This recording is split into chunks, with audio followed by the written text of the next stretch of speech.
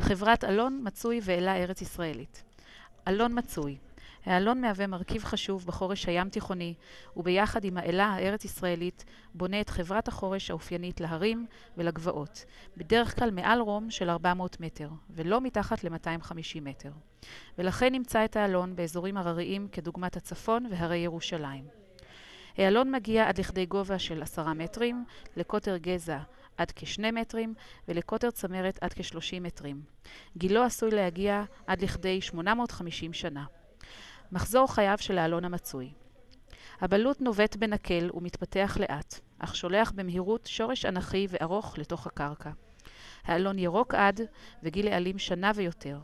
מלבלב מספר פעמים בשנה ולבלובו ופריחתו העיקרית מתרחשת באביב בחודשים מרץ ואפריל.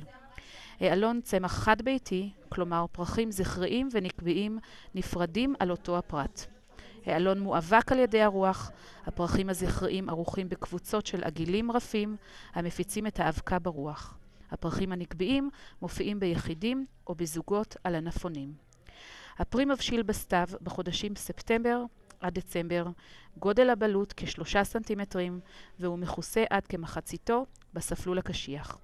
בלוטי האלון משמשים מזון חשוב לבעלי חיים שונים, כגון חזירי בר, בקר, מקרסמים שונים ואורבנים, הנוהגים לאסוף את הבלוטים ולאגור אותם במרחק רב מהעץ.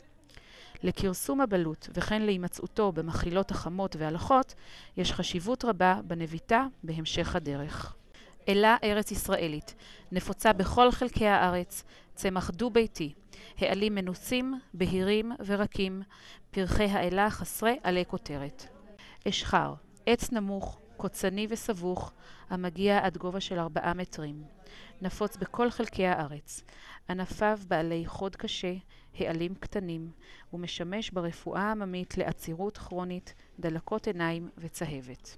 מרווה משולשת, שייכת למשפחת השפתניים, בן שיח המגיע לגובה של כמטר, עליה בעלי מרקם כתיפתי וצבעה כסוף.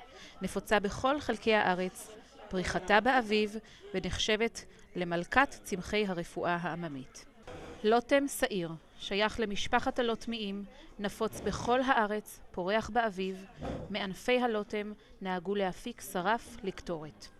קידה שעירה. הקידה השעירה היא ממשפחת הפרפרניים. שיח קוצני המהווה את שלב הגריגה, כלומר את שלב השיחים בסוקצסיה לחורש הים תיכוני. סירה קוצנית. הסירה הקוצנית היא בין שיח רב שנתי וקוצני. הסירה הקוצנית מהווה את שלב הבתה, כלומר את שלב בני השיח בסוקצסיה לחורש הים תיכוני.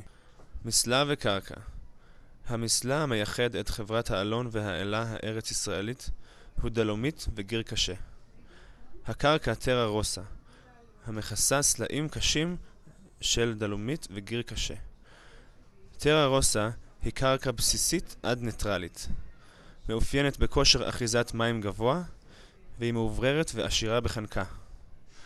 רנדזינה חומה, מכסה סלעי קרטון וחבר, הינה בסיסית, פחות מאובררת, וכמות החנקה נמוכה יותר. האלון והאלה אוהבים קרקעות מאובררות ועשירות בחנקה, ולכן גדלים היטב בטרה רוסה ואוהבים יובש ולחות נמוכים.